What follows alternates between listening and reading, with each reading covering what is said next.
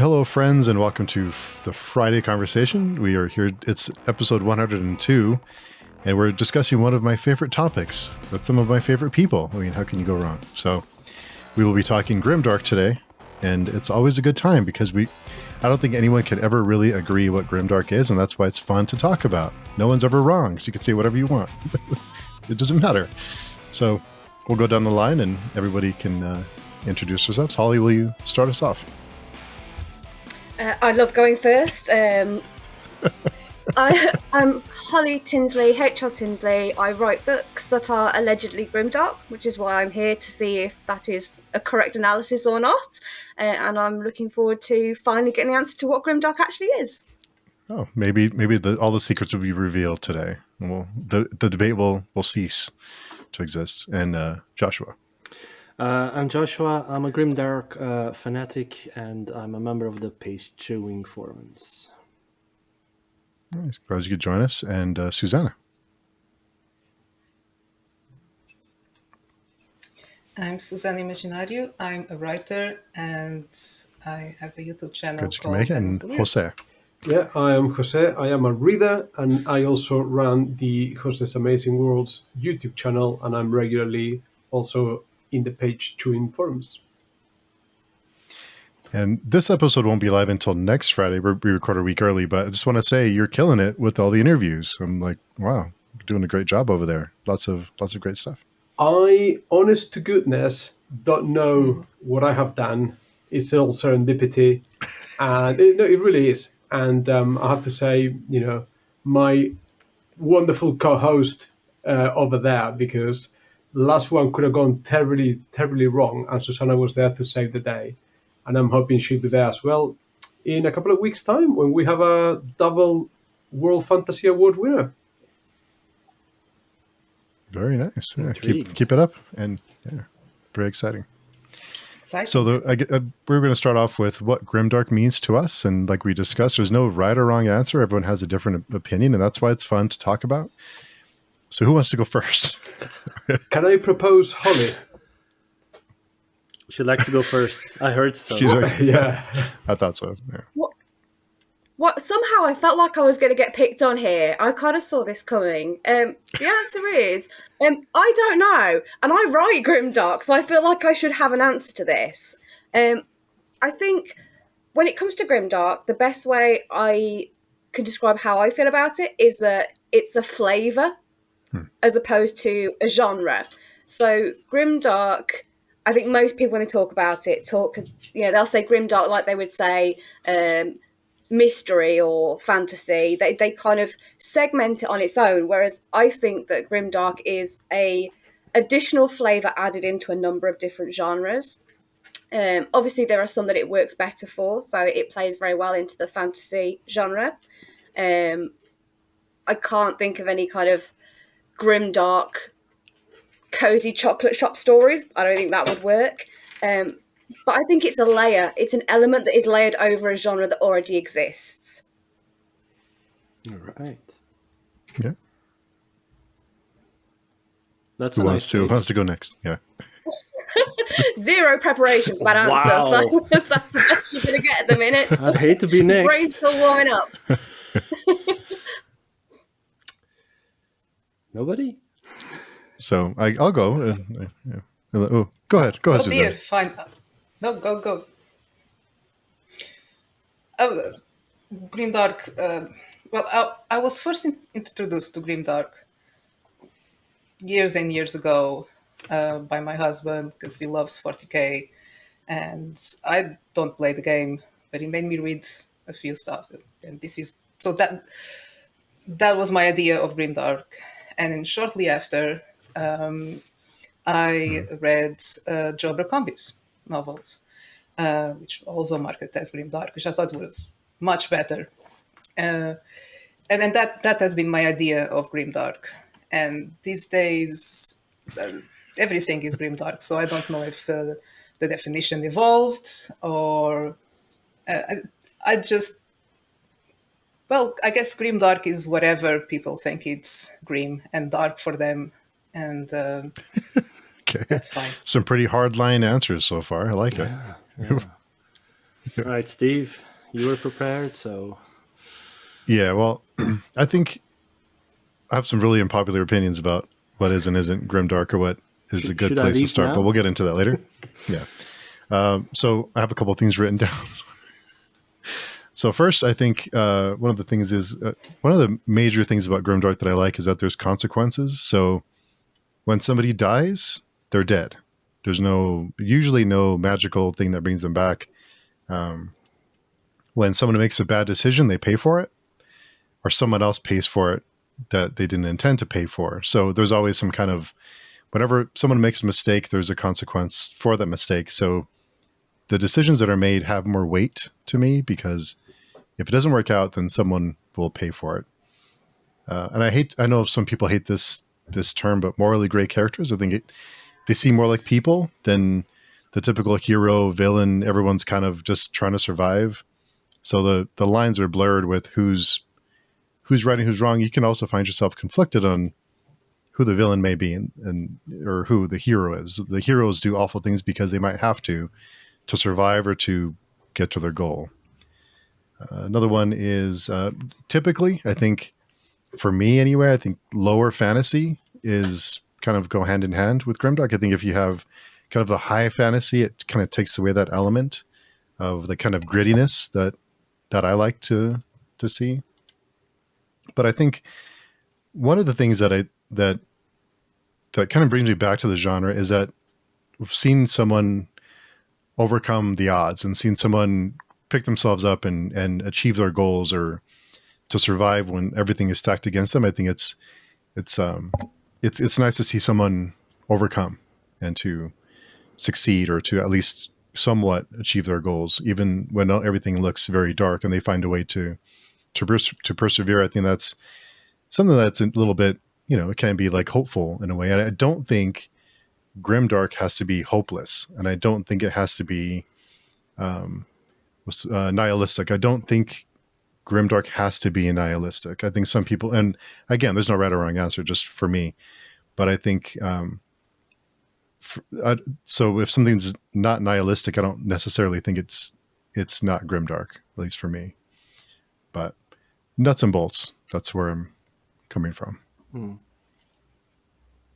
right. That is an amazing answer. I'll go I'm next. glad I went first. I think I agree to a large extent with what Steve said about its low fantasy. I think because I think Grimdark is a bit of sort of twist on the traditional fantasy genre, which was very much good versus evil and good prevails and this hopeful thing. So I agree on the low fantasy. I agree on the morally grey characters. There's never a clear character to root for because there's neither good nor bad. And maybe someone you root for then does something really nasty and horrible.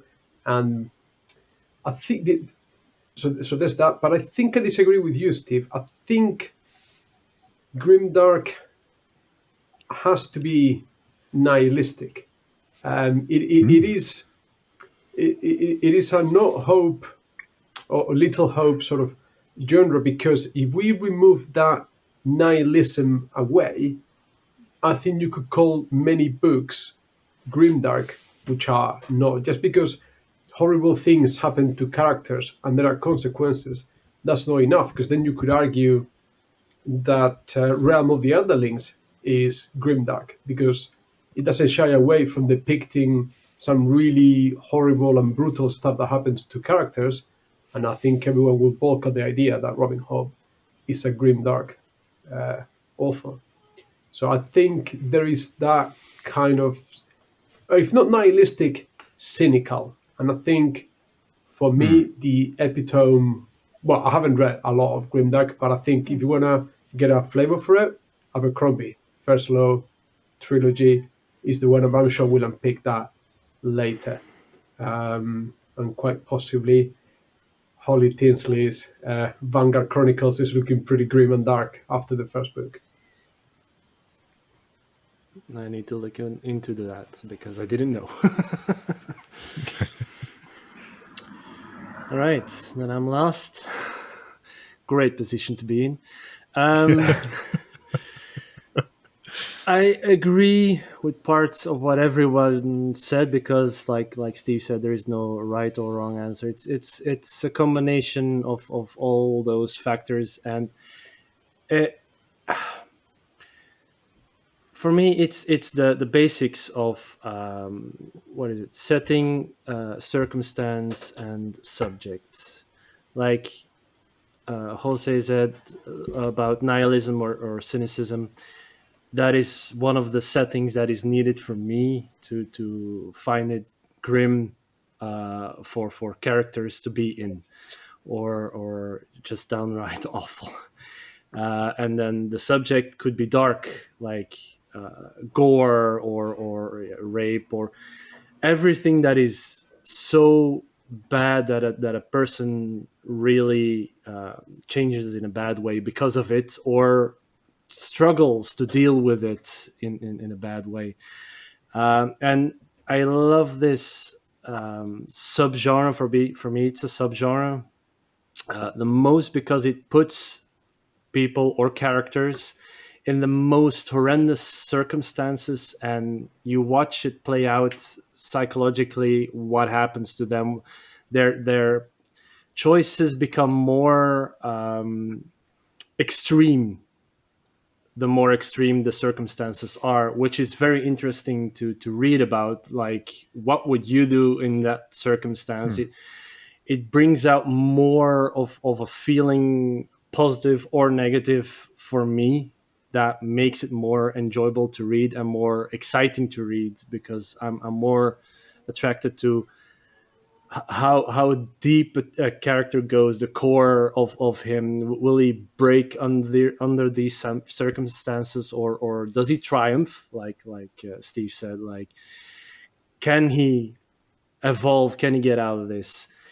And yeah, everything Grimdark just screams at me like, you haven't seen anything yet, because every new series I read in that subgenre, it's like, oh my god, I didn't think of this. It's so wild how extreme or the other way it goes sometimes. Of course, Abercrombie's work is the one that everybody says, oh, you need to read this if you want to get in Grimdark. I love his work, but I disagree if you want to just see what it's all about. I would say, I think they were mentioned, of course, they were mentioned. The Prince of Nothing and the Manifest Delusions are the two I'm going to go with to say to people, like, you want a taste of Grimdark and see that it's for you. It's not gonna be like, oh, if you don't like these books, then it's not for you. They're just so extreme on some level that they find that line and just wave at it as it passes by, like, okay, this is too much for some people, which makes it the most Grimdark for me.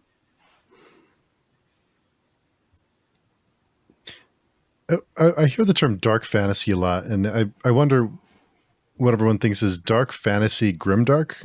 Is it the same thing for everyone? Because what's the difference? To go with the dark stuff. So grim is the circumstances, but dark is horror, more like I don't know, gore. Seriously, why can't I think of anything horror? There we go. That's for me. I would agree with Jozua there. I think just dark just means vampires, werewolves, that sort of Exactly. more gothic setting. For any D&D players out there, we're talking Ravenloft as opposed to Forgotten Realms. Yes.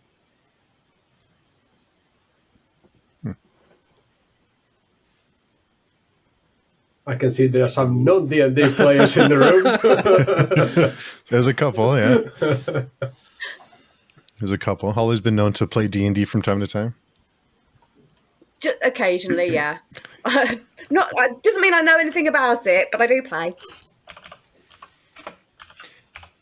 The Joshua touched on first law. I don't think first law is. I think it's a gateway drug into the subgenre. I think it's a way to kind of dip your toes in.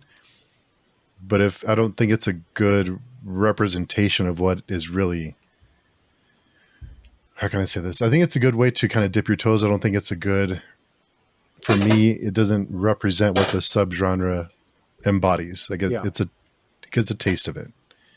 It's more, which is good. It's more accessible. It's like a, for me, when I kind of saw it as like a Tarantino version of fantasy, because the characters all have like these personality, like these quirky person. It's funny. It's you can it's say easy the to get same into. about Manifest Delusions. Those characters are sometimes funny, really funny, but it's much harder. The world, the setting, everything is amped to up to 11, and like you say, dip your toes in more. Like First Law is like Coke Light. So it's a light grimdark fantasy, I think. What? No, yeah. No. I saw Jose going like, no. No. I was saying, I was just musing on the light, dark sort of, oh, sorry. No. So there's dark grimdark and light grimdark. There's Yes. shades. there's shades of Grimdark. Well, I've never read Manifest Delusion, so I can't compare, sadly. For me, like I said, I started with Warhammer, and so I started with the idea that Grimdark was this scenario or this type of world that never evolves. It's just fighting. Nothing ever gets resolved. It's all pointless. And then when I read for the First Law, which is completely different, it's not the world so much. It's not about the fighting. That's what I mean. It's more the psychology behind it, the mindset of the characters and how they interact in this world where there's no escape. There's always something bigger than themselves working in the background. All they can achieve is this, looks like a victory, but it's kind of not. It's that feeling of hopelessness. It's not so much about the gore or how many battles or torture scenes. It's about that sense of hopelessness and, like Jose said, the cynicism of usually the main characters as they live, try to survive in that world. Yeah. So But it's I think, much more I don't know. I psychological. think we have used the word hopeless, but I'm not entirely sure. And again, I'm just referring to First Law. But the characters aren't necessarily hopeless. I think they're just Hopelessness. what's the word? I think they're more like, I don't know what I'm trying to say. They accept the world for what it is, so they don't have a hope to make it better. Or all they aspire to do is to make the most for themselves. They're not trying to change the world for the better. They're just trying you to as advance. You as a reader can feel that hopelessness. I found the word perfectly for the Prince of Nothing series.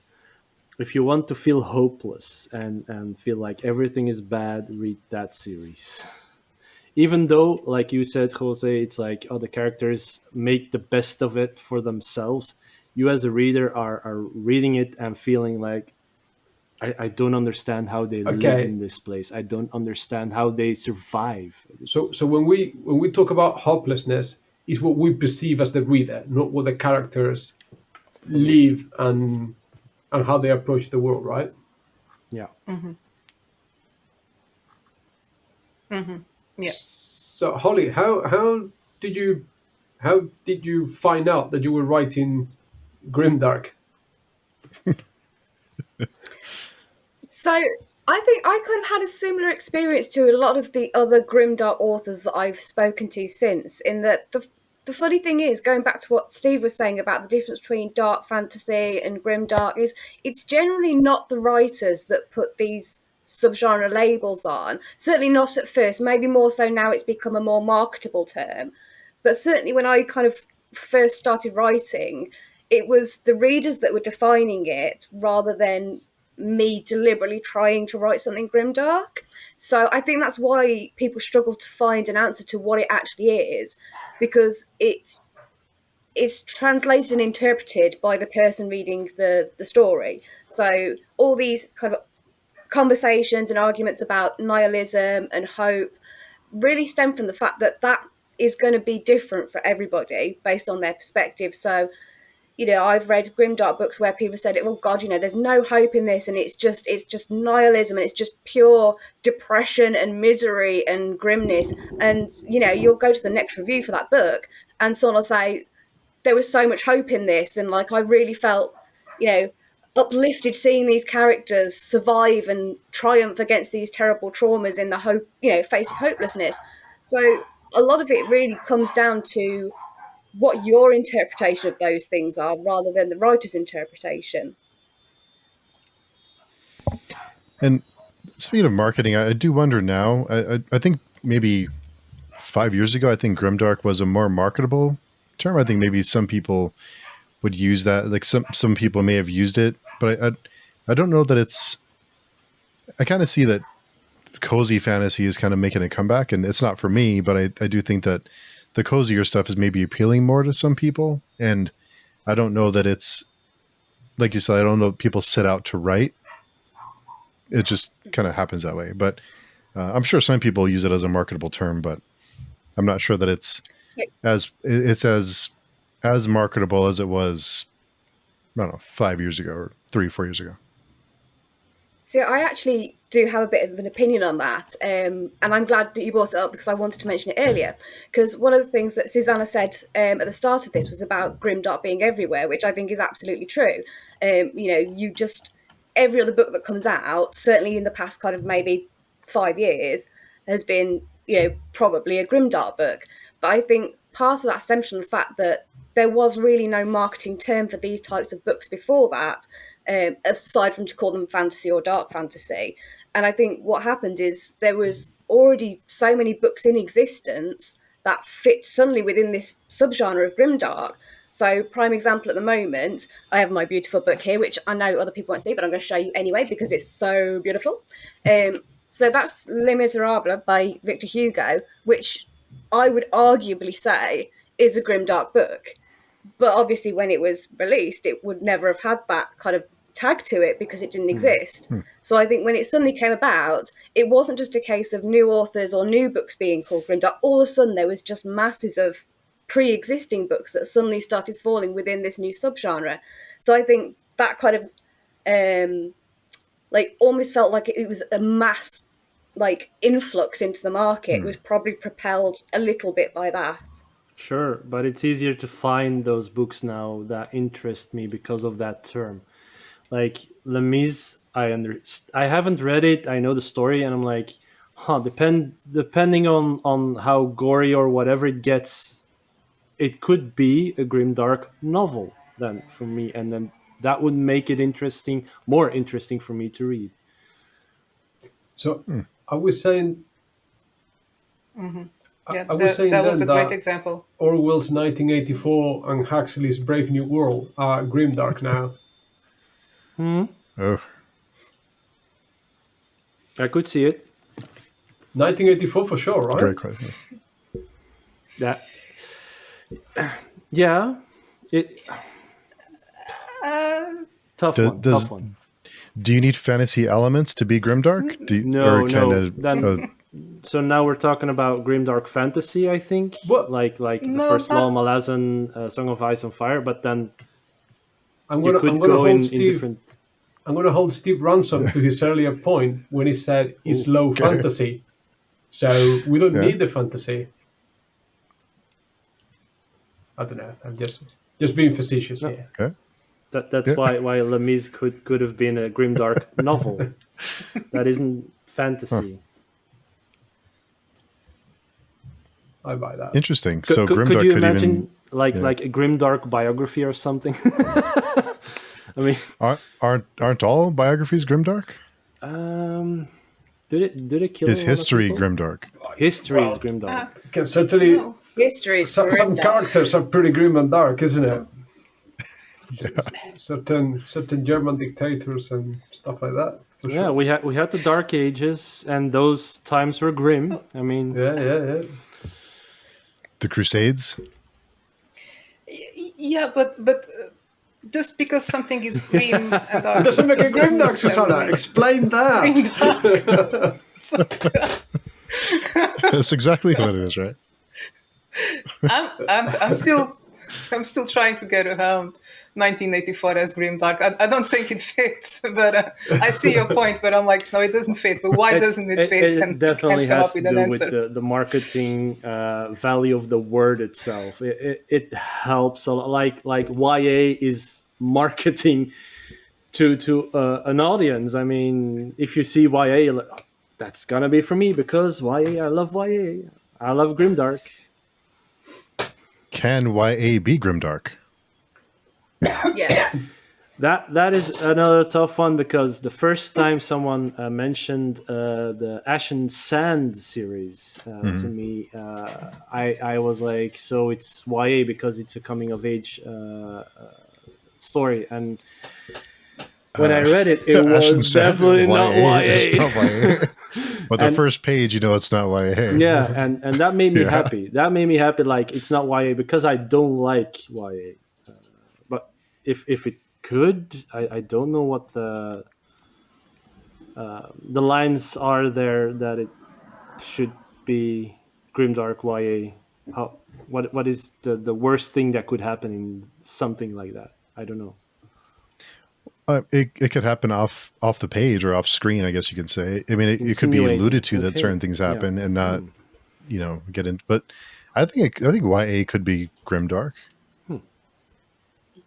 There's something morally wrong about YA being grimdark. Okay.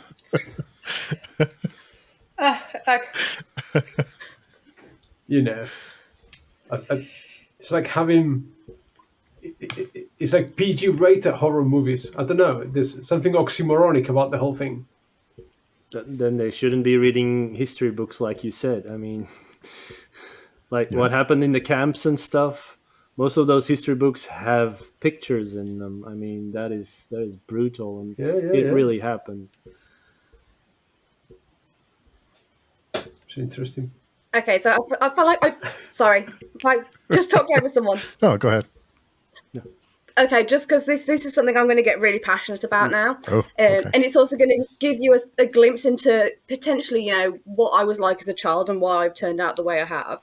But my favourite book when I was a child, so this is probably around 12, 13, I would say, is a book called The Alchemist's Cat by Robin Jarvis. And again, I would argue that this is a children's grimdark book. It's a brilliant book. I've still got a copy now, but it literally starts with the protagonist's entire family dying of smallpox. So this is how it starts. The protagonist then moves to London to meet their new guardian, who is almost immediately murdered by thugs and ruffians.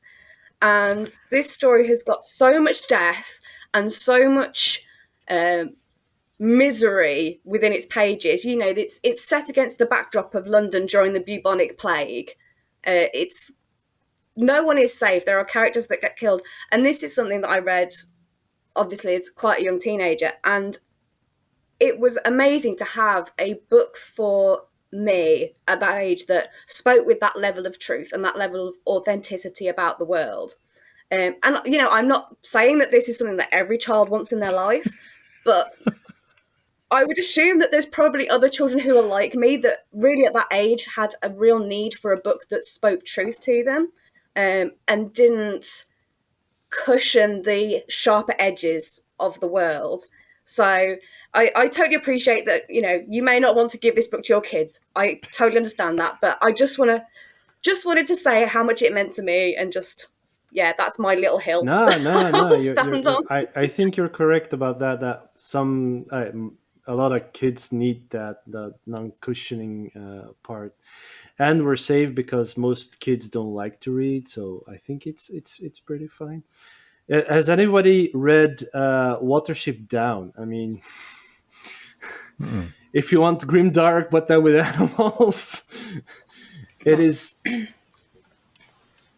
pretty brutal I've with heard guts about and it, everything. no. I mean, I'm still traumatized by that. I can't talk about that at all. I watched the movie as a kid, not quite knowing what it was, and the movie as a kid, I was moderately traumatized by how it ended, and then I read the book as an adult, and then I made the connection with the movie, and yeah, there's something there.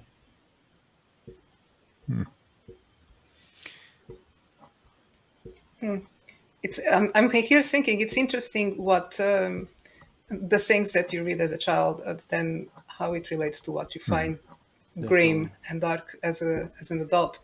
My favorite book as a child was the Steadfast Tin Soldier, one of Grimm's fairy tales, and it's very dark. But again, it's I wouldn't recommend it to kids at all. And later on, in my teens, was Wuthering Heights, which I wouldn't consider grimdark, but it still has that very dark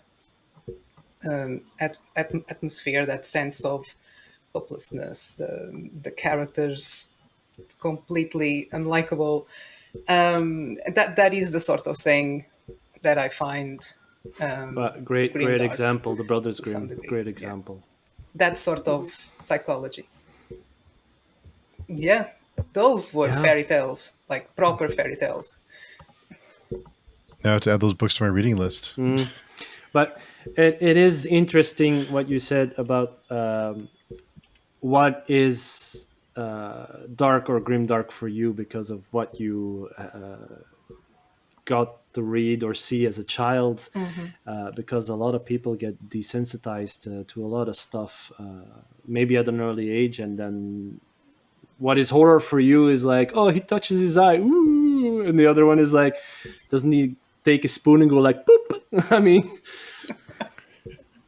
that's yeah, where you grow up. I mean, that is very interesting.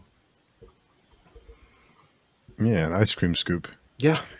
See? Yeah. See? Yeah. But aren't a lot of at least even like the older Disney movies, I mean, like Bambi, that's not, I mean. And it happens off screen. Like you said, that it goes off screen. YA, Grimdark, it could happen. Dumbo, I'm just when he saying. gets drunk, the nightmare scene in Dumbo when he gets drunk creeped me out as a child, big time. Yeah. Very trippy, very trippy. Pinocchio? I think it's pretty dark. I think it's The it's coming back to that thing that Susanna said though as well about it's because all those films are based on much more watered down versions of original fairy tales, and when you look at the original fairy tales, I mean they are dark, and then you've got things as well like the one that I thought of just now is the little match girl. I mean that's dark. But those fairy tales, correct me if I'm wrong, but I think they were written with a clear moralizing intention. It was like a clear warning to kids, isn't it? So they weren't written for the pleasure of writing something that ran counter to tradition or wanting to turn a genre on its head or subvert expectations or anything like that. They had a very clear aim. Whereas I think now, maybe, and like I said, I haven't read much Grimdark, maybe some authors are just writing for shock value, are they? Is that a thing? yeah.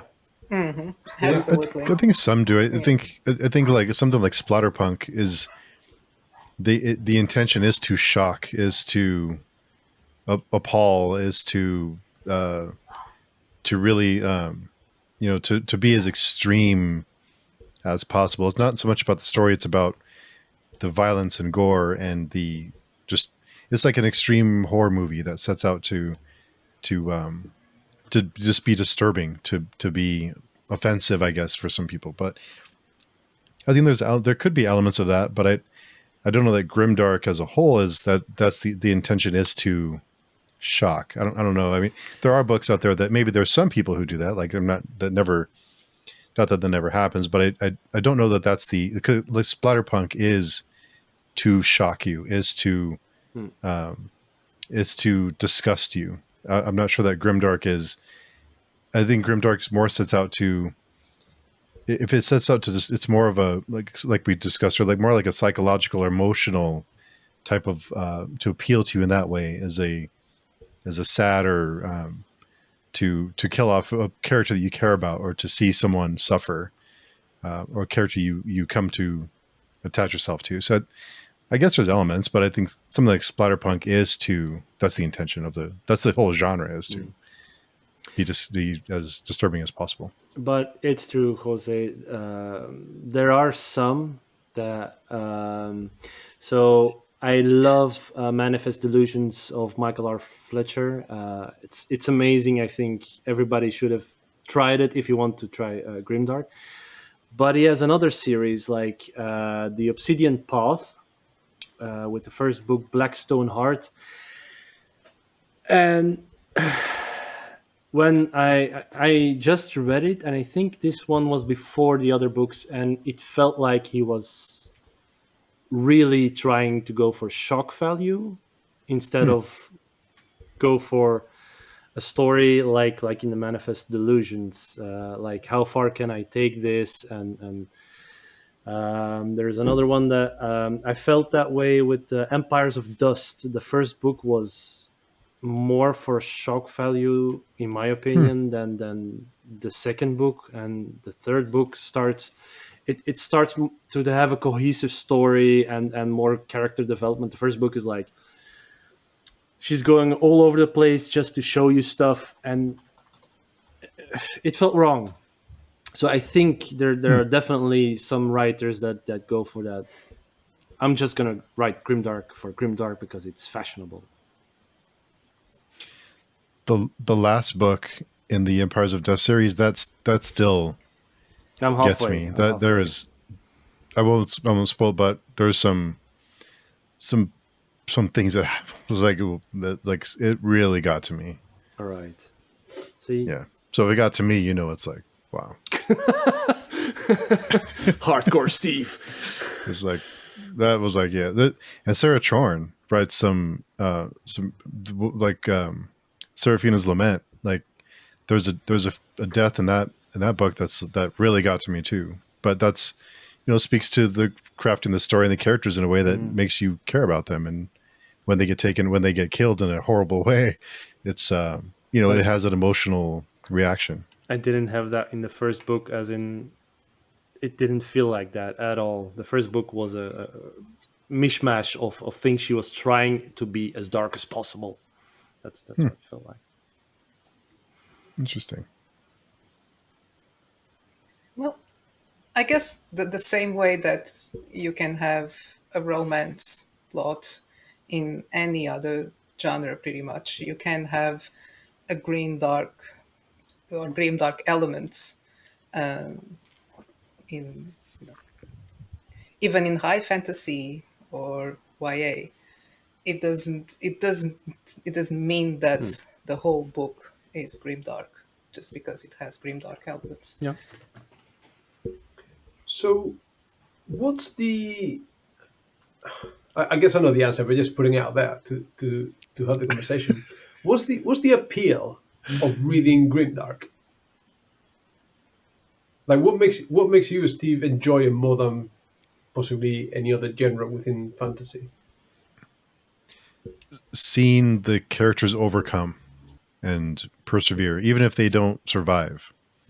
even if their legacy is changes some, even in a small way, even if it's not changing the world, they may not save the world, they may not save a group of people, even if they save one person, or even if they just tip the scales just a little bit, they like do the little part. I think just seeing them overcome, and even if it's a small difference, because I think that's kind of what we not very many of us can really change the world, right? If we set out to, we can change one person, the path of one person, or the like nudge things over just a little bit. I think it's kind of, I don't know. I think it's like, I think for me, it's, I don't want to say encouraging, but that is that element of hope that you can make a difference, even in a small way, even against the worst situation, you can find a way to overcome. You're such a positive Grimdark reader. It's weird.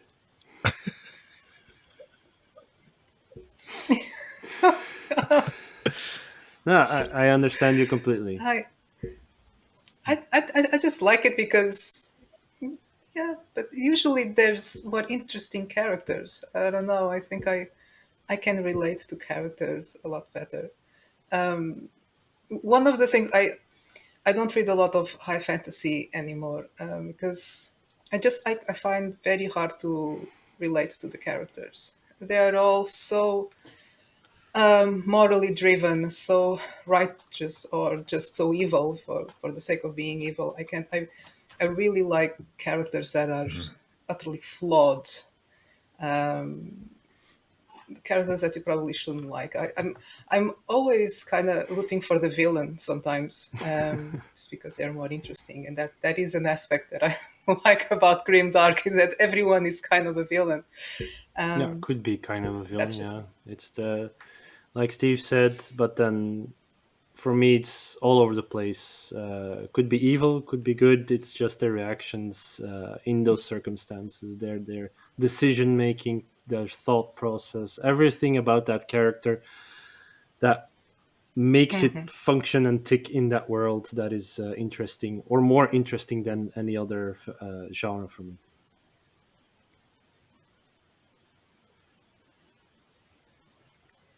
Jose or Holly? What about you? Yeah, what about you, Holly? I'm trying to think of the best way to explain it, because I know what I get out of Grimdark, and I think it's to do with the way I look at difficult or dark or scary subjects. So if there's something that is a horrible thing or a scary thing, I like to be able to take it out of whatever the situation is, put it down in front of me, and look at it in a very factual, logical way. That's how I overcome my own fears in my own life. And I think Grimdark somehow does that for me via books, because what it does is it looks at the what and the how and the why. So we know this character is a villain. We know this character has, just murdered 500 townsfolk. What I'm interested in is how did they get to that place in their life? What has driven them to be in this situation? Why is their perception of the world different to mine? So I feel like Grimdark can be quite analytical in that sense. And again, it goes back to the whole idea of it being psychologically based, is it almost takes the magic out of it. And by that, I don't mean the physical magic in the book. It makes it more real. And that's the best I can explain it. It's a really hard thing to put into words. But you did it. Yeah. Jose, you can answer your own question. Your own question. Jesus. I think for me is like, it's like watching movies. Sometimes you're in the mood for a thriller, sometimes you're in the mood for a comedy, sometimes you're in the mood for a horror. And to me, Grimdark is the horror of fantasy. So it's not my default. Every now and then, I like to watch a horror movie. I like to read a more grimdark book, but it's not my main thing. I prefer slightly more traditional, classic fantasy.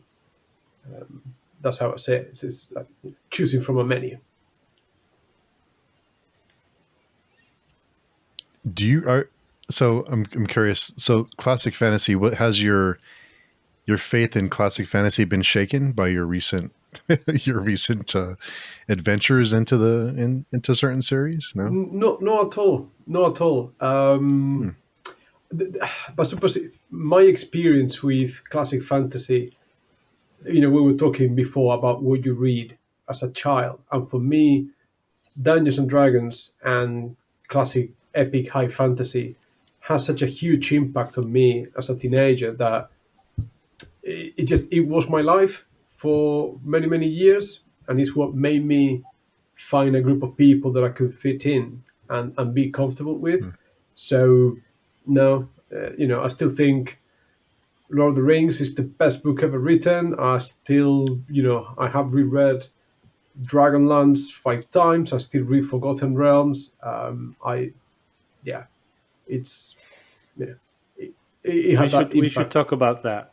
We should talk about that because What, with a therapist or here? Well, I have a huge Forgotten Realms collection and Dragonlance. We should talk about that with a therapist. You and me in a room. Fair enough. I'm down for that anytime. It's if you do that, then there's something wrong with you. It's true. Yeah, I'm surprised your Wheel of Time experience didn't shake your faith. We don't have to go there, Steve. Oh, dear. We don't Shots have to being We always have fired. to go there. We always have to go there. We always have to go there. I love hearing you rant about it. It's just so much fun. But Wheel of Time is not fantasy. Yeah. The last book gets Where? pretty grimdark. Are you telling me places. Wheel, I don't know if Wheel you of got Time is The Wheel of Time. The last book. The last book. I don't know. I remember getting to a point where I just had to put it down because every time I was reading it at the festival, kind of between gigs, and every time I would go to the tent to read another chapter, someone died horribly. I do remember that clearly. Went and watched another gig, came back. Okay, this person died again. Okay, all my you favorite could characters do are it dying. like I'm Joe done and with just this. put it in the fridge like he does with Little Women. It's a pretty Someone died, put it in the fridge kind of, or the freezer. no. I wouldn't call it grimdark. I'm joking, but it gets pretty dark. That's just what I'm saying. Of course, I think Jose he is went not even there to anymore. go punch something. Yeah. Remember his You punched the hole in the wall, probably. yeah.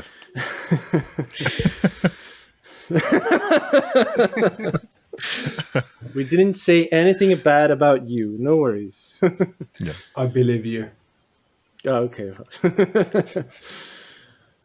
But It's yeah. But that's okay. Go ahead. I'm sorry. Let's reverse that question onto you guys. So, has your reading of Grimdark spoiled, in inverted commas, your appreciation for more traditional books? Severe head nodding from Steve. Wow. Go on. not even close. Lord of the Rings is still amazing. I read what is the relaxing fantasy book again? The coffee shop one. What is it? Oh, Legends and Lattes. Legends of Lattes. It was a fine book. I mean, I liked it. It makes other books maybe less thrilling, but it doesn't detract from if it's good. It's a good book. It's written badly, whatever. It doesn't detract at all for me. But for Steve, apparently, Steve? I can't go back to traditional fantasy now that I've been reading so many. But You've gone vegan. I should. Yeah, I've gone carnivore. I think. Yeah, I suppose. Yeah, but I can from time to time if it's the right book I can. But generally speaking, when I go back to more classic traditional fantasy, I just think it's kind of boring. Like it's kind of like watching a Marvel movie, and there's some comfort in knowing what's going to happen. The hero is going to prevail. the day will be saved, everyone will be happy, and that's fine sometimes. Like I get, it's nice to have that. That it's nice to go in and not have to go into dark places or to have a character you care about die and not come back. But it's just boring. Like I don't. You can kind of slap a certain beats that you can kind of what's coming next, like, or at least a variation of it. And there's certain things that happen, and you just kind of can tell where things are going to go. And sometimes that's okay. Like sometimes that's fun. Like you it's don't like see the coming point back to your anymore. favorite meal. You know. Yeah, you don't see the point anymore. I've got that with video games. If people say to me, "Oh man, this game, this story is amazing," let's say God of War or The Last of Us, I would slap someone seriously in the face with that game if I have to, because no, it's point A to point B, and everything in between is character build. It's boring from point A to point B, and it's pretty to look at. I give them that. And I think that's because of Grimdark. I think it made me. I think it made me a bit more picky. Yes, I still enjoy, Lord of the Rings and more light or just dark fantasy. It doesn't need to be, but I really prefer a book that is character driven, and for that it needs to have good characters. And like I said, for me, good characters have to be morally grey and flawed and a bit selfish and cynical, and that's usually found in grimdark novels. So Jose Oh. does not agree. You don't believe yourself, Not necessarily. Susana. You do not even believe yourself. Who are you? What happened? Because What have you done to Susanna? because Discworld. But listen, but I don't always call it grimdark. You see, I just yeah, but Discworld doesn't feature in my top That's why 5, you're wrong. for example. Okay, that explains it all. It's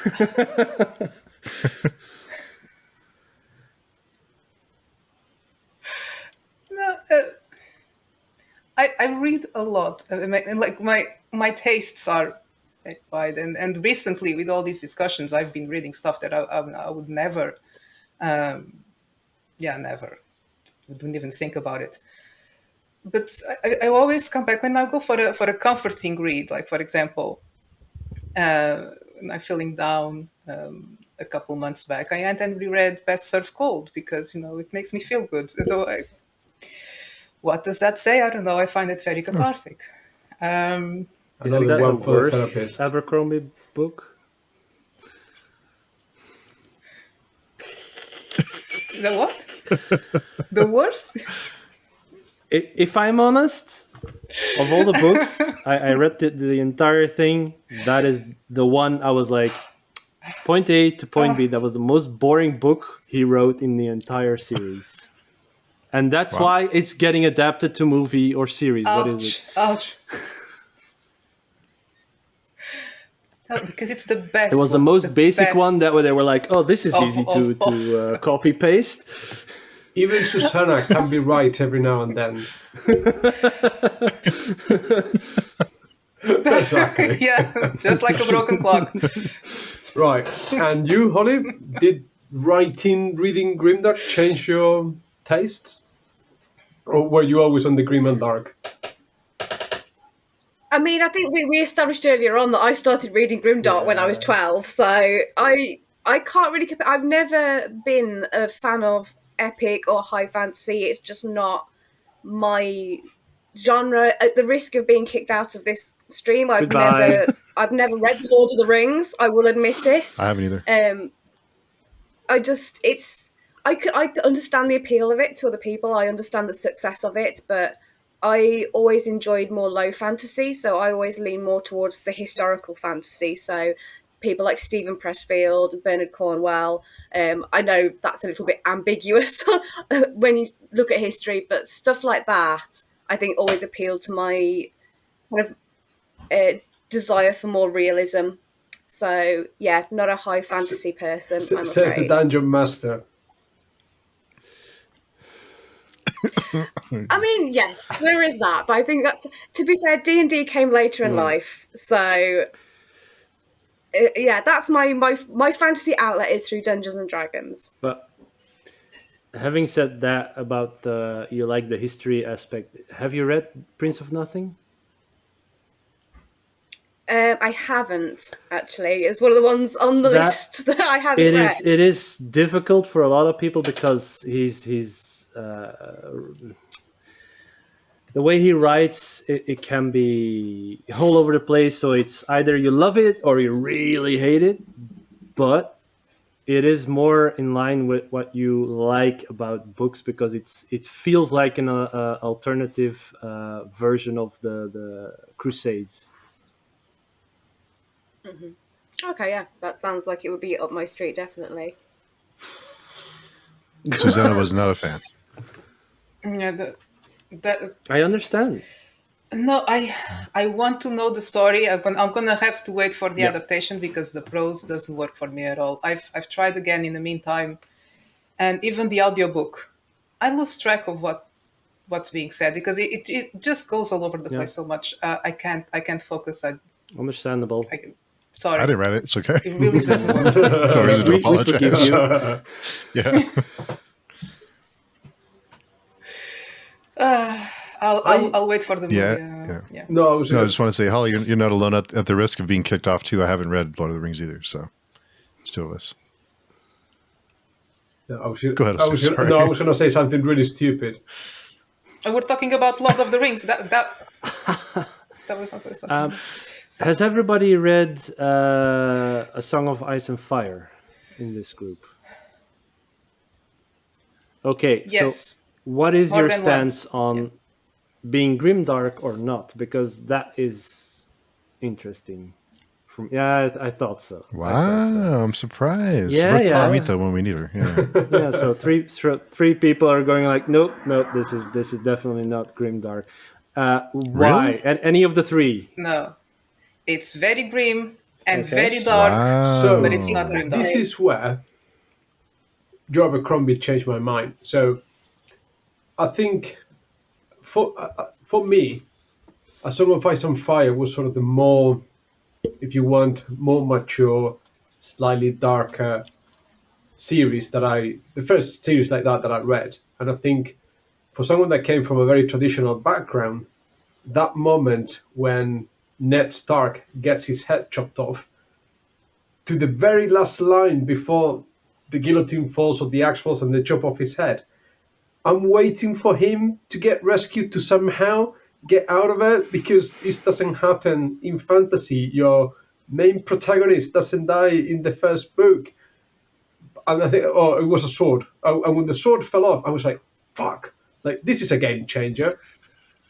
And yeah, I think on first impressions, you could think that the characters are morally grey, but they're not. I think they all have a code, and I think you can understand their motivations. And I think still there are good and bad, like traditional goodies and baddies.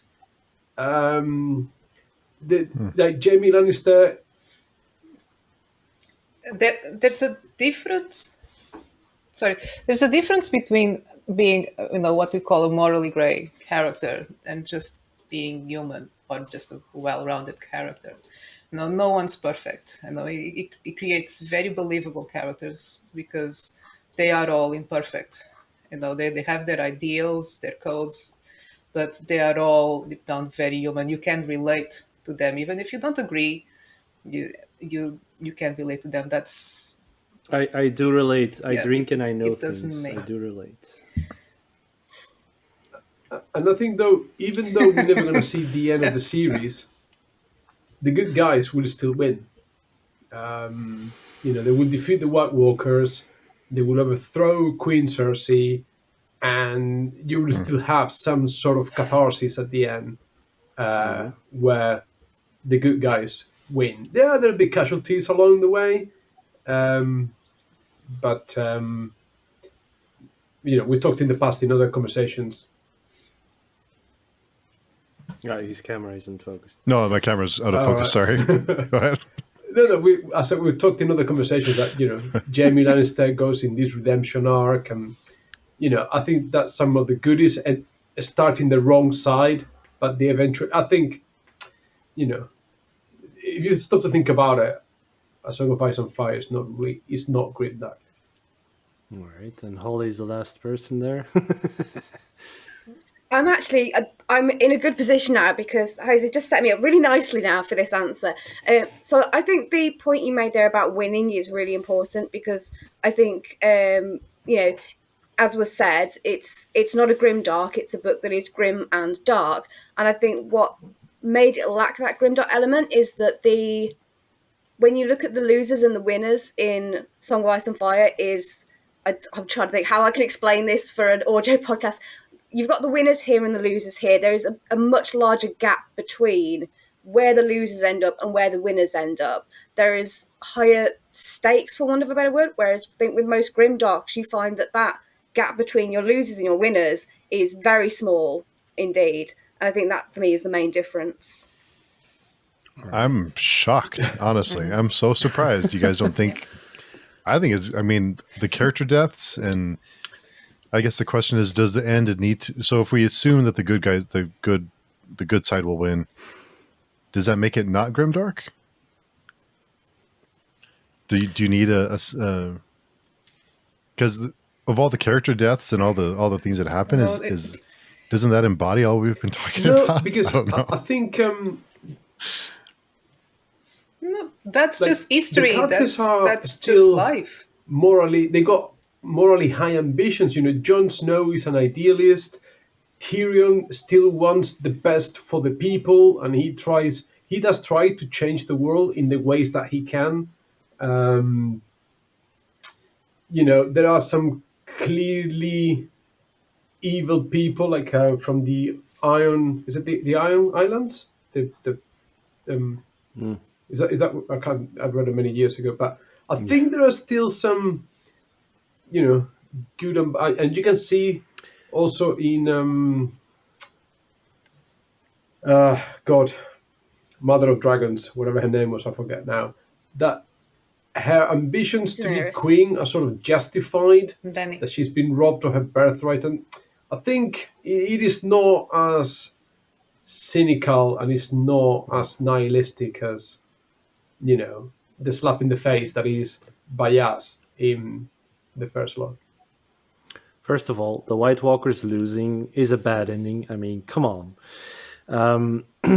Nobody agrees. Excellent. But I understand the whole not being a grimdark because the overall world. So there are situations and places that are grim and it's hard to live in, and especially in high society, it's dog eat dog. But there are parts that it's like they're just farmers on a farm, and the world is just normal. Like in history books, normal people are having their daily lives. There aren't any stakes for them because it's just hope that no noble passes your street and claims everything you own, and that's it.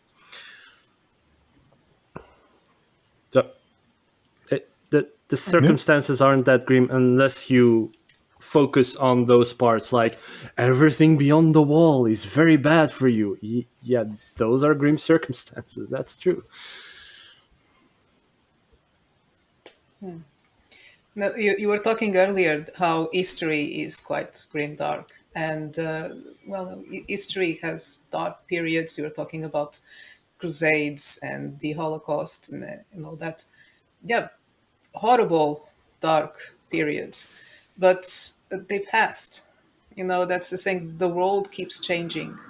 There are good times, bad times, wars, peace. It's always changing. To be a proper grim, dark environment, nothing really changes. You're always stuck in that world. Is backed in a Always corner, at war, trying to defend himself, always going fighting to achieve something. Yeah. No, it makes sense. No, I can see where, thinking back on A Song of Ice and Fire, there are characters who are, I don't know if you would say morally. I think the lines are pretty defined on motivations and kind of the good versus evil almost. And then you have the White Walkers who, but I think it'd be great if the White Walkers won and we just kind of start over again and kind of reset everything. Yeah, that'd be cool. Well, I guess we'll never find out, will we? Mr. Martin, if you are listening, please do this. Like a little digression. Steve, you never read the books. You never went all the way to Dance Dragons. Yeah, especially in Dance of Dragons, the last one, you get to see a lot more of Essos, of what's going on outside Westeros, and I find that world a lot more grimdark than Westeros. Their society with slavery, with the horrible fights in the arena, life has no value in that world, pretty much, or it's very low value. I find that it's while in Westeros, yes, it's the battle against the White Walkers, which are this absolute evil, death itself almost. In the East, they're fighting against life. No one is actually living; they're just surviving. It's such a system, and it's so ingrained in their culture, even in the different cities, that's why when Daenerys is going around trying to liberate the slaves, the moment she leaves, everything reverts to how it was before. It's very hard to change. So I find that part is a lot more grimdark than the actual. There are grimdark parts, which are just bickering against each other. It's just like I said before, the parts of the world are like fine, and other parts grimdark.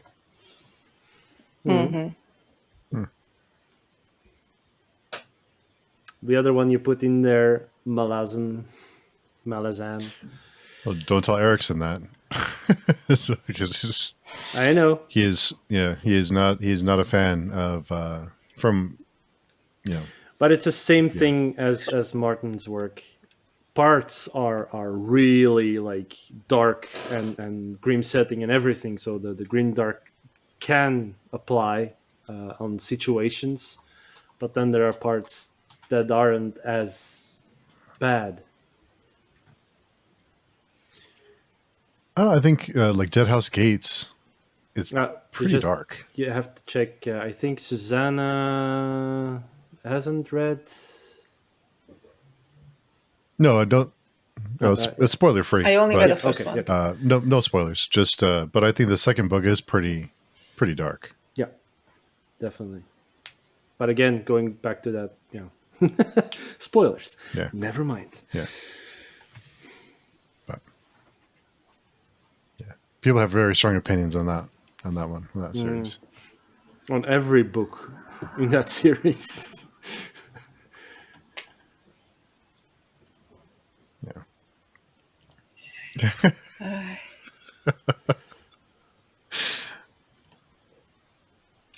I really dislike me too. Gardens of the Moon. So I don't know. Not because it was dark. I just thought it was a hodgepodge. So I thought it was stupid. So I have to try again. It really just drops you in the middle of everything. It's like almost like you start a movie in the middle of the movie instead of starting at the beginning, and it kind of it's a thing. It's a lot. It can be a lot. Yeah. There's like 80 characters, I think, in book 2, something like that. From a character list has like 80 characters in it. I stopped counting. Every time I go to that page, you have all the characters in the beginning of the book. I'm like, I'm just going to read the book and see what happens. I don't know, Holly or Jose, have you read anything related? I remain blissfully and completely ignorant of Malazan, and that may be a project for 2025. But at the moment, I'm enjoying Millennium's Rule, which is a more traditional almost YA fantasy, and it's very cozy, and I love it very much. So we'll get there eventually. You don't have to. Yeah. A lot of I people. haven't read Lord of the Rings, so you're fine. Yeah. Not read the last one. I think there's a certain amount of peer pressure in the community to read certain series, and if you Yep. don't, you're not qualified. Like you're not good enough. I don't know. And I think Malasang is definitely the one where if you read it, you're in. If you haven't read it, you're out. Do you know, I think I'm just going to completely throw myself at the mercy of, the readership now. And I'm going to say, pretty much guarantee any major series that someone says you have to read, I haven't read.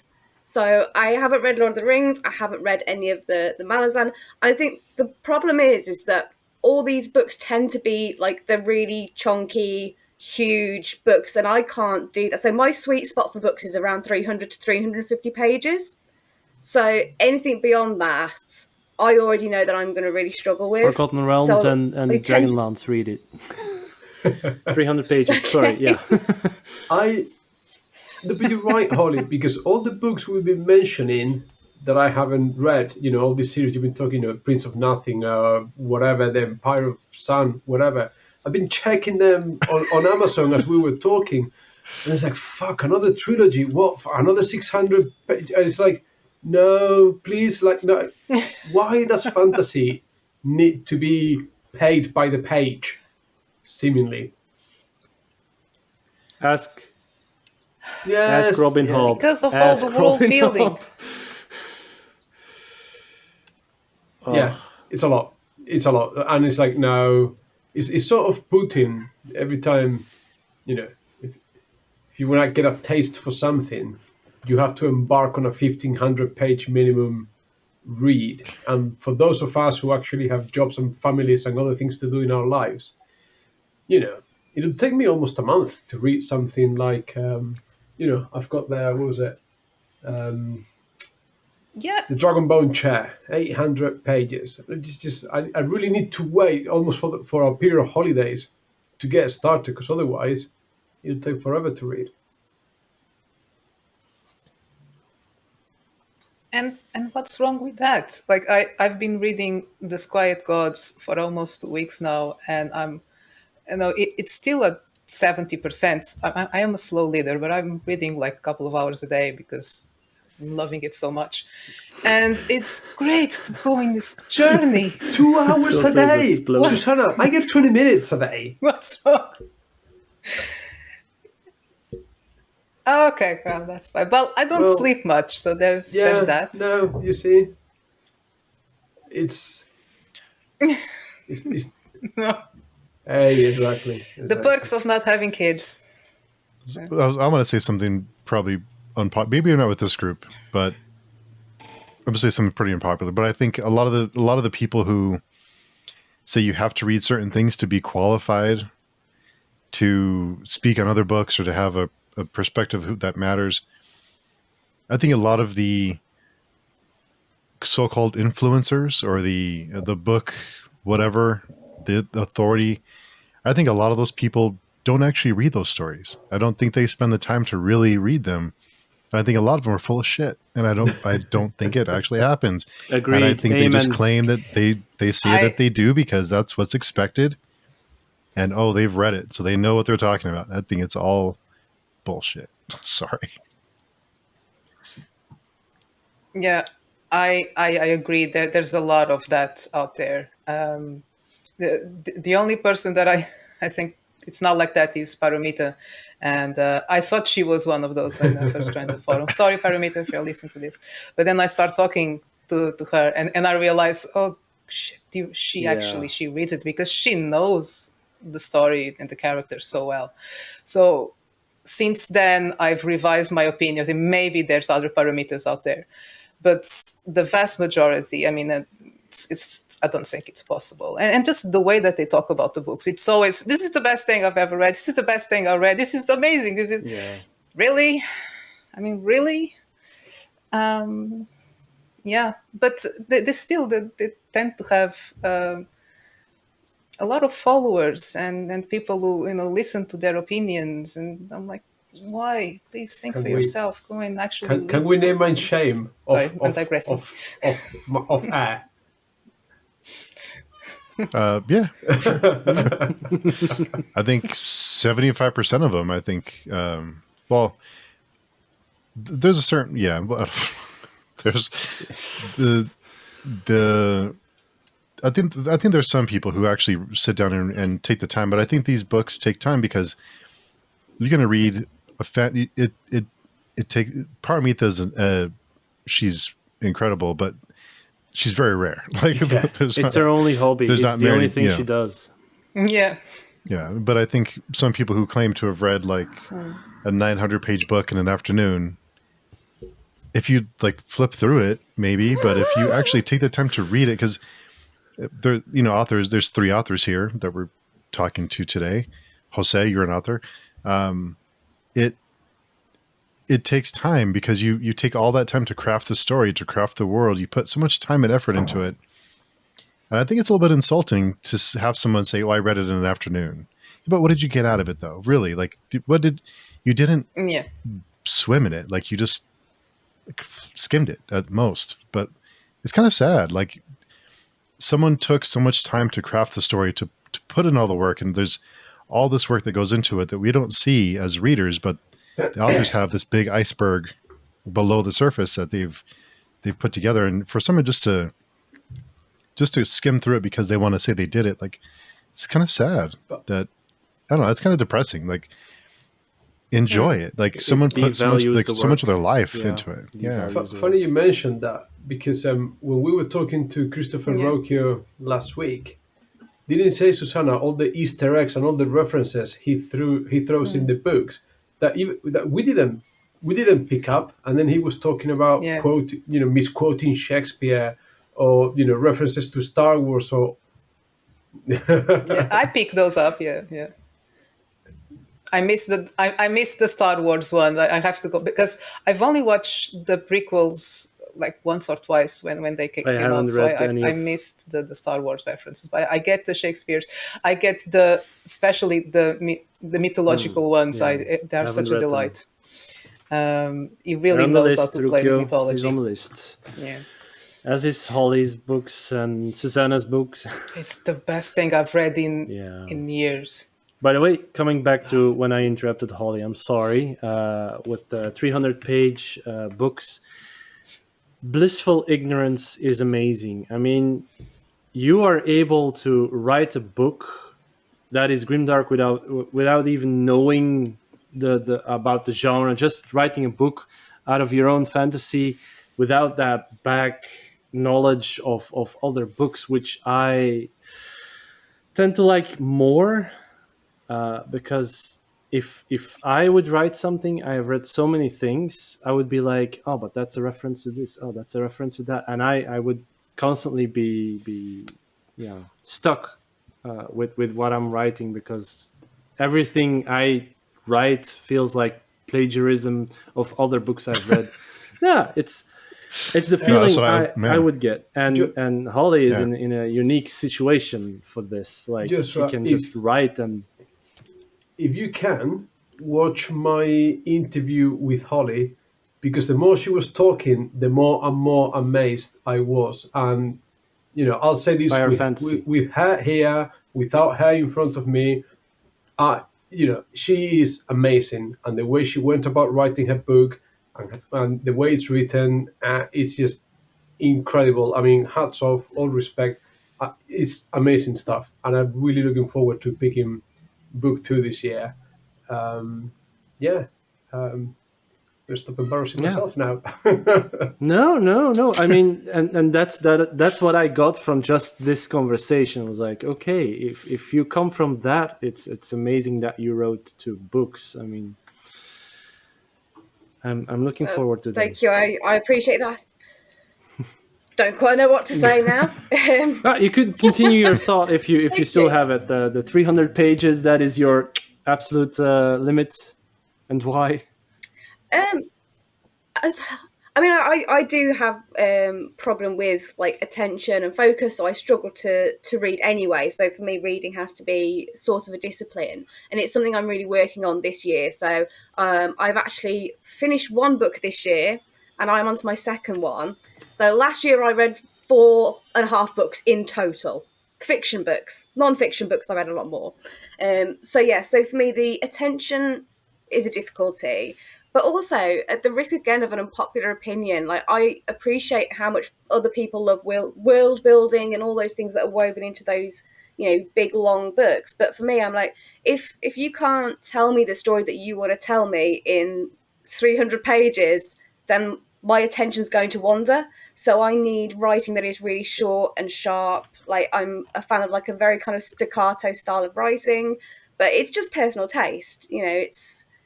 It's just the stuff that I kind of get into. One thing I did want to say, though, just to jump back to a point Steve made about people, mentioning these books that everyone is supposed to have read, and it's kind of the in thing to talk about them. There's a really good example of that within the grimdark genre, and that is for maybe the first 2 or 3 years that grimdark became a thing. Every new author that came out, myself included, was either compared to or called the new Joe Abercrombie. Now, I will stand up and I will say there is not a chance in any level of heaven, hell, or earth that I am anything like comparable to Joe Abercrombie. His style is so completely unique, and his style of writing was so new and, sorry, I apologise, my cat, so different that you can't possibly tell me that of the 5,000 grimdark books that got released afterwards, they were all a variation of Joe Abercrombie. What happened was Joe Abercrombie became a huge sensation, and all of a sudden it was the book to read. So, of course, and then everyone started getting tagged in as comparable to this one book. I think that is kind of a really good example of what you're talking about, Steve, where one series or one book suddenly becomes like the go-to for that genre. But go, Steve. Sorry.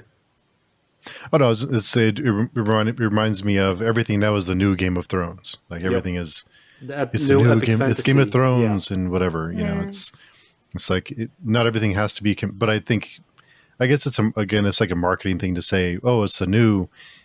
Some people have said like, oh, it's the Game of Thrones in this setting. It's like not everything has to be that. But I'm good. I mean, I'd be looking at. Sorry. I was just saying, I'd sit there and I'd look at these reviews and I'd go, well, either you haven't read Joe Abercrombie or you haven't read my book. You can't have possibly read both. No, I was going to say that I'm guessing that no author is going to admit that they are chasing a trend, and because grimdark became a thing, that they chose to write in that style.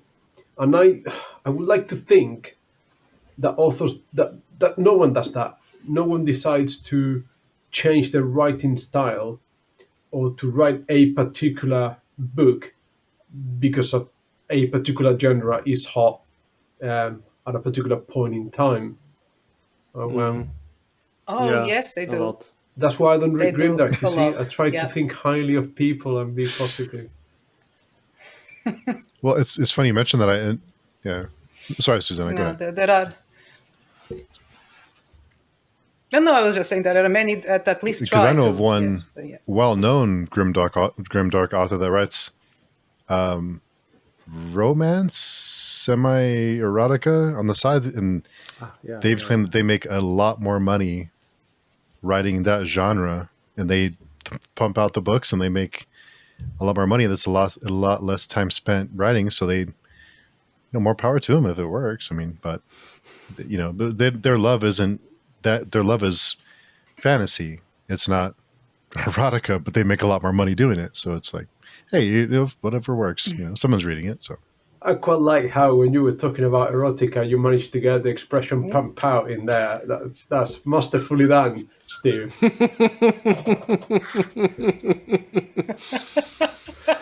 Oh no!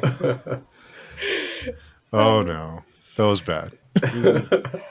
No, but but I get that because the erotica genre or the romance genre is the biggest selling genre ever in the history of books, for whatever the reason. So yeah, Gas station books, right? yeah. Airport books. I wonder what. I'm sure there is such a thing as grimdark Jesus erotica. I'm Christ. trying to Really now? figure it out. How? Well, there, I'm sure if there's What? dinosaur erotica, there has to be No, grimdark what? erotica, and I'm just curious. Oh, my wife, Yeah. my wife is a big fan of werewolf Dinosaur erotica. erotica. No, that. You know, I'm ashamed to admit. So yeah, She's Yeah, I am trying something along those lines under a pen name. It should be out sometime next year. It's gonna. I will try because I need to finance my my regular and regular books. It's don't. it's going to be my side job. I don't know. And I like writing it's called smut now. It went from erotica to smut. So you're going to be pumping out the smut this year, are you? Yeah. We went from grimdark to smut. Great conversation, Steve. Yeah. As always. Sorry. Yeah, No, that's great. never I'd mind. be curious to hear how that works out, though, because I know, like other authors, you know, they do that. Yeah. Ask me in a year. Yeah. Do have a An question for you, though, interesting experience. and you may not have the answer, but just out of curiosity, when that book is ready, how do you plan to promote it, if at all, or are you just going to kind of put it out there and see what happens? Not Not at all. Yeah. Just put it on Kindle Unlimited and see what happens. 'Cause Yeah. I do wonder how much. I do wonder how much that matters. You know, I have no experience in it, but I do wonder how much, if certain genres require more of a social media presence and certain genres don't, or if you could just kind of put it out there and pay for some Amazon ads, if that makes a difference, or if that offsets the time spent on social media, or I don't know. I'm curious to hear how that works out. If I was to give you any advice, and far be it from me to tell anyone what to do, have a chat with Holly Tinsley, the woman with the plan. No, because Are you referring to like my crazy like boards with like notes and no, be- bits of string and because things on? another. Jose, are you implying I didn't have a plan when I All I'm published? saying, I was just about to blow smoke up Holly's behind again to say that in my conversation with her, apart from writing a cracking book, she devoted a lot of time to figuring out where it would fit, how to promote it, who to approach, and I think no, it's obvious that part of her success is both being able to swap from her writer's hat to her marketing hat, and that she clearly spent a lot of time thinking about how to get the book out there. But obviously, she can do a much better job than me telling that story. I mean, I think No, to be fair, I did not have a plan for my first book. My plan was to release a good book. I was so, because English is not my first language. I was so wrapped up in the fact that I wanted to publish a book that was well written, that I know I will get the story across. I didn't realize how important marketing was. I just thought, if I wrote a good book, it would kind of sell because so that was so everything else came after that. I did learn how to go over things, how to talk to reviewers, how to market myself in the subsequent books. But yeah, that was something I failed miserably at the beginning. But it wasn't my concern. I was picking my battles. I had no idea. I didn't think, and it still pains me today, the fact that I have to promote myself. I just want to promote my work, but that's not how it works. Yeah, I Sadly. think Holly had an easier time because her books are definitely. I mean, Grimdark. It's so easy. It promotes itself. Yeah, I joke and say I should have said it was Grimdark mythology. Yeah. That would get me up there, but missed opportunities. I had no idea. Yeah. So, Holly? Yeah, I mean, I think for me, I did have a significant advantage in the fact that I walked into doing this with a not a vast amount, but at least enough knowledge of marketing and experience of like promotion, marketing, networking from, you know, my general kind of background and my life and career anyway. I was also very lucky in that, unlike a lot of authors, I had a huge amount of time to dedicate to what I was doing. So when I say about having the crazy board with the bits of string and the post-it notes, that's not an exaggeration. There were times when I would have post-it notes of every chapter on the floor, and I would have, you know, reviewers' names on lists, and it became a job for me. But for someone who's got, say, young children, or they've got a full-time job that they've got to pin down and be able to focus on as well, that's not always a possibility. So I completely understand why a lot of authors do go through that experience where they have to launch their book and then go through the process of learning how to promote and, you know, what social media works for them. And the thing about marketing is that there's no right or wrong answer. So what worked for me won't necessarily work for someone else. You know, I get a lot of traction off social media. And I think what a lot of people look for, especially in authors, is that they want to see them being active. So I think there are lots of people who buy into personalities, and I think there are lots of people who promote purely through their books. And I think there are people who kind of fall in between, where, you know, last year I kind of stepped away from social media for a bit, and I really saw a difference in not only my book sales, but just in general on social media. I kind of felt like I fell out of the whole writer scene for a little while. And when I kind of came back into it, I started getting those engagements more. I started interacting with people more. And suddenly kind of conversations would start up again about, you know, do you want to come and like talk to us? Or, oh, I've read your book last week. And I think if that presence works for you, then that's probably the most powerful marketing tool that you can use. I feel like I'm waffling now. No. It sounds all logic. It's just the thing I think about. The first thing I think about. Then everything you explain is like, that is definitely a plan. Just add 50% luck or something to it. I don't know what the percentage of luck is that you need in any occupation. High, huge. That you want to have some visibility in this world. I mean. It's huge. You need a lot of luck. It's talking to the right person at the right time, or just writing the right tweet. I don't know. But another thing is, it doesn't matter how popular you get at some point. The moment you stop interacting, engaging, people forget you very quickly. Yeah. Like, it's constant, it's ongoing, and it's so time consuming. It works, but unless you get to that rock I did star not sign up for this level, that level that everybody wants you, but you don't talk to anybody. And if you manage to develop that mystique, that you know, some people do it very well, you know, but so to somehow, more or less, not really bring it back on topic, you talk about staying relevant. You got the trifecta of the three authors that are massively delayed in the book series: George Martin, Patrick Rothfuss, Scott Lynch.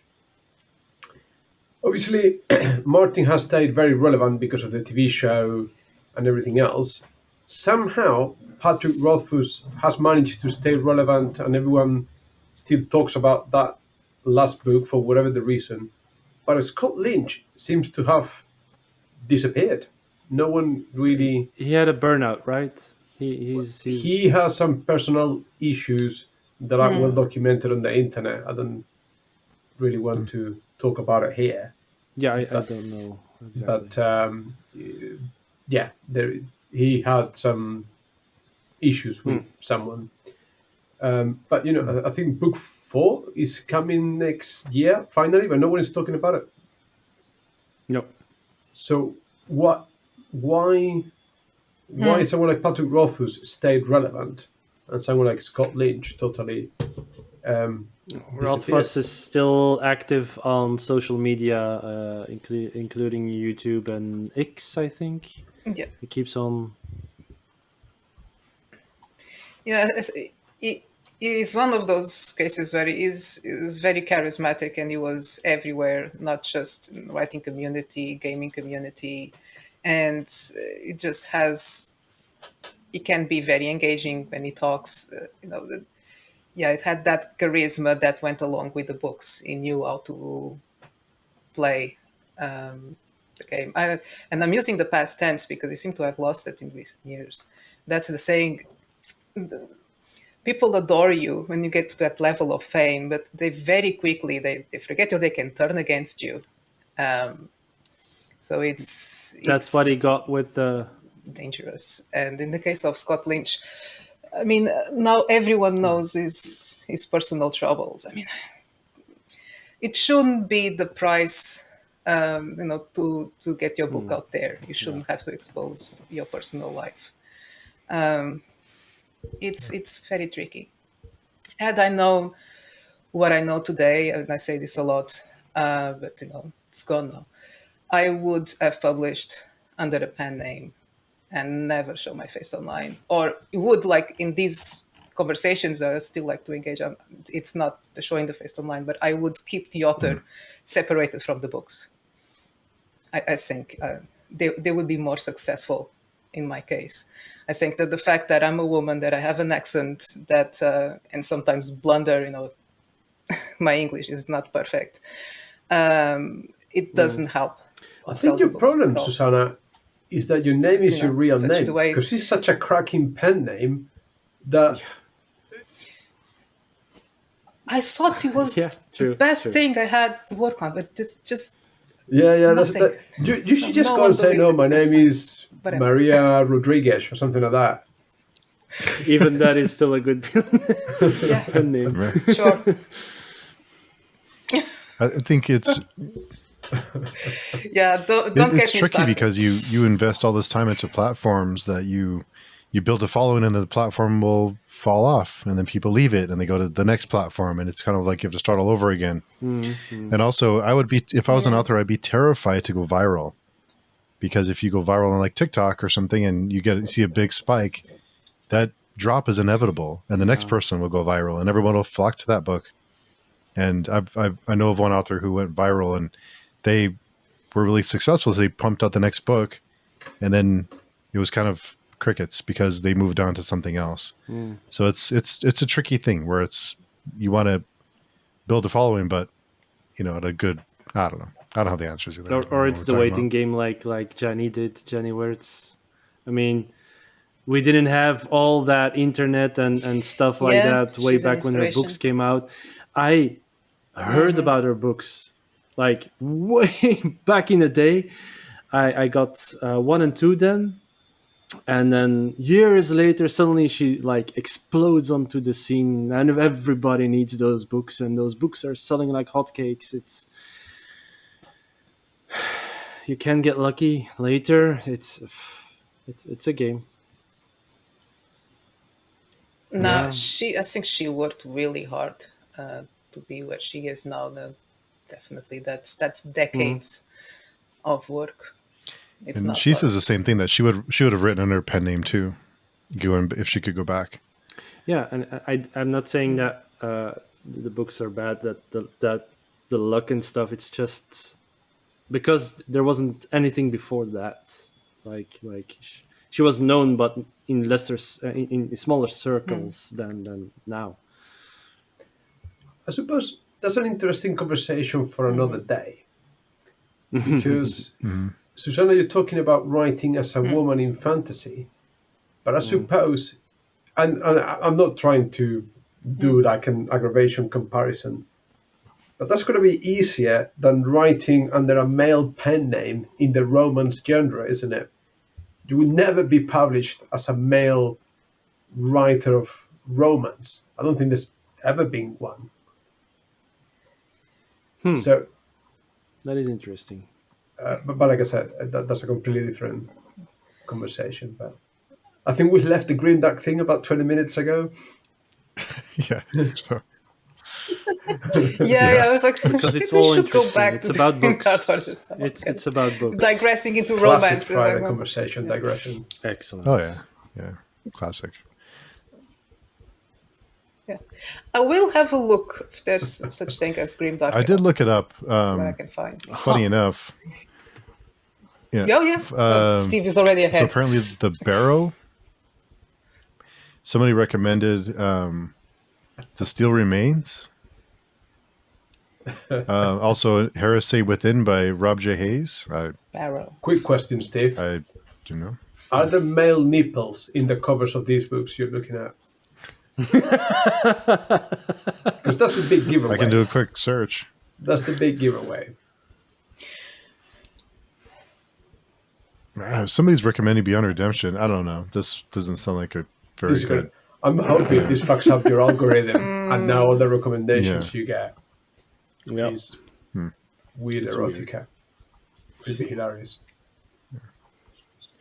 So yeah. I guess what I also wanted to get from everyone was their kind of suggestions. If someone came to you and said, I want to read Grimdark, what would you suggest to them?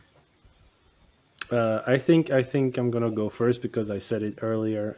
Manifest Delusions and Prince of Nothing.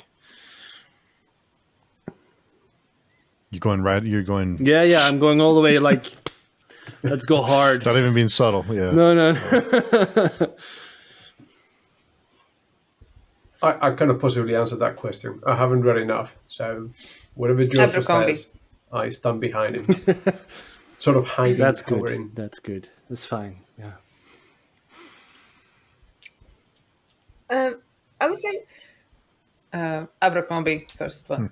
See, I would say if you're suggesting Grimdark for people as like an introduction to the genre, people will fall into one of two camps. Either they'll fall into the Abercrombie camp or they'll fall into the Mark Lawrence Prince of Thorns camp. And for me, those are the two kind of intro books that I think gives people a good idea of the genre. Not bad, but it could have been a plug for you. I mean, my books. You should have said my books. They're so grim and so dark. So it was right there.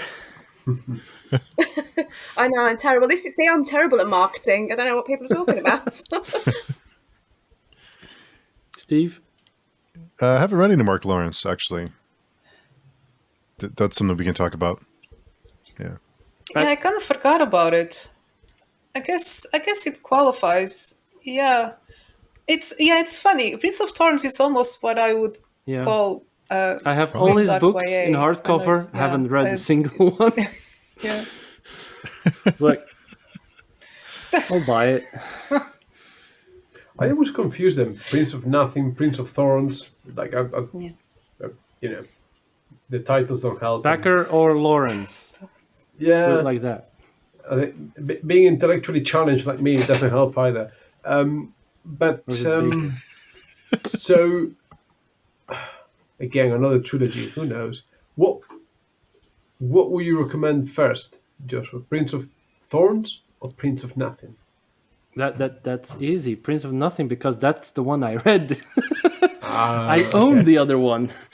I'll tell you haven't what, read it. though, there was a time before, so 6 years ago, before I left the UK, where Prince of Thorns was in every, high street bookstore, W.H. Smith, anywhere you went that sold books. Prince of Thorns was there on the shelves, whereas you wouldn't necessarily find any of the Grimdark stuff. So there must be something to it, maybe. Yeah, I bought them because they were cheap. Ever the discerning reader. I did the same for Empires of Dust. I think I Huh. paid £3 per book. I did the same for War for the Rose Thorn. I mean, if I can find it cheap, I will buy it. Yes. And I read like it to like have a library, like look around and go like, oh, I'm gonna read this today. I mean, who doesn't? No, nobody. They keep me warm at night. Yeah. Yes. No, I think if it's someone who isn't too like a new reader who hasn't read a whole lot, I think I'd probably recommend First Law to them just because it's accessible, it's easy to get into, Yeah. they can dip their toes in. But Prince of Nothing might be kind of tough. I think it depends on the reader. I think it's certain people just won't get into it, even though I like it. I think it's very hit or miss. But Yeah. I think just to spite Jozua, but best served cold because it's a standalone, and for me was the better out of all the standalones, and you don't have to invest the time that it takes to read a trilogy. I think best served It's cold the might be a easiest one to get into of the standalones. yeah. It's the easiest one. Yeah, yeah. I think for me, and I've read very little, but if I was to recommend, it's just a book. So Yeah. What are the other two? Red Country and Heroes. Heroes. Heroes. Those Heroes. two are more tied to the first trilogy, as in well-established characters. There's also in Best Served Cold, but it's the story in itself is easier to follow. Like you can read that book and never read another Abercrombie book ever again. Yeah. Well, fun. Yeah, as in typical fashion, we always get sidetracked a little bit, but we think we did pretty good. I mean, we got sidetracked for about If 20, people 30 don't minutes. know So what that's not bad. Grimdark is by now, we waste their time again. Well, if they do have their own definition, it's probably different than all of ours. So, That's wrong. yeah, that's why it's fun. That's why it's fun to talk about because there's just no right or wrong No. answer. Everyone has their own definition. Yeah. Yeah, it's the same for dark fantasy or what is considered, something that is romantic or everyone is gonna pick those elements or those characters, their favorite tropes. That yeah, what is dark for me is not the same. That's all right. Well, cool. Yeah, the time flew by as usual. It's almost 2 hours, but yeah, I'm glad we finally got a chance to talk. I sad Paramitha didn't visit because I know she's wanted to talk Grimdark with us, but Yeah. maybe next time. But in the meantime, Holly, where can people find you and your books? Be sure and plug your books. Okay, I will do some actual marketing now. So if you want to find me, best places on Twitter, which is where I spend far too much of my time. It's at Holly Tinsley, and the Ian Tinsley is a 3. My books are on Amazon. So there's The Vanguard Chronicles, which is We Men of Ash and Shadow, The Hand That Cast the Bone. The third book is currently in the works, and I have a book coming out on the 22nd of March this year called The Hallows, which is a standalone in a completely new world, which I am very excited to get out. It's on my Kindle, waiting to be read. And Joshua. Oh, the nerds. No, fine. And Joshua. Yeah, you can find me on the page chewing forums. Ta-da! Yeah. And Susana, tell us about you and your books. So my books, my series is then Timelessness, and they can be found everywhere: Amazon, Kobo, Apple, available on ebook, paperback, and audiobook, which I recommend. It's my favorite version. The first book is called Weird Gods. You can't miss it. And I have a new book in the same universe coming out in March called Oublié. It's a standalone novel. And yeah, go check it out. It's now available for pre-order on I have Amazon. my pre-order ready for that too. I'm ready to go. And Jose. Awesome. Best place to find me is on my YouTube channel, Jose's Amazing Worlds, and also the page Twin Forums. Awesome. Well, thank all of you for hanging out with me today. It's been fun. We'll do it again soon. I love these Friday evenings. Thanks for Thank you making it. having me. So I hope everyone has a great weekend, and we'll talk very soon. Thank you. Bye.